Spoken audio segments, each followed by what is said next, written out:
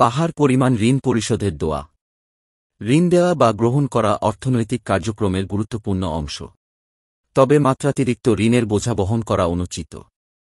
রাসূল সাল্লাল্লাহু আলাইহি ওয়াসাল্লাম দ্রুত ঋণ পরিশোধের নির্দেশনা দিয়েছেন। এ বিষয়ে কঠোর হুঁশিয়ারিও দিয়েছেন তিনি।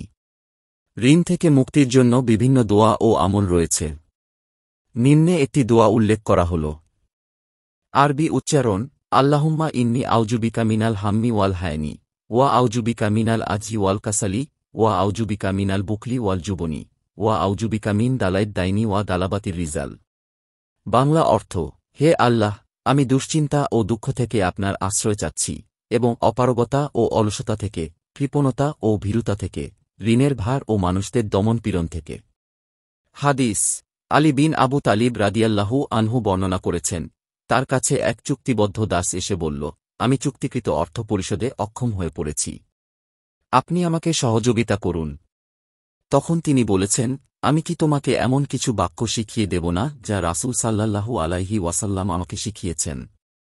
যদি তোমার ওপর পাহাড় সপরিমাণ ঋণও থাকে, আল্লাহ তা তোমার পক্ষ থেকে শোধ করবেন।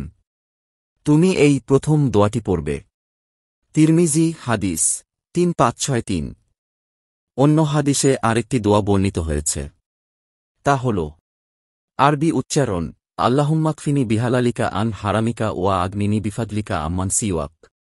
বাংলা অর্থ: হে আল্লাহ, আপনি আপনার হালালের মাধ্যমে আমাকে পরিতুষ্ট করে হারাম থেকে বিরত রাখুন, এবং আপনার অনুগ্রহের মাধ্যমে আপনি ছাড়া অন্য সবার থেকে আমাকে অমুখাপেক্ষী করুন।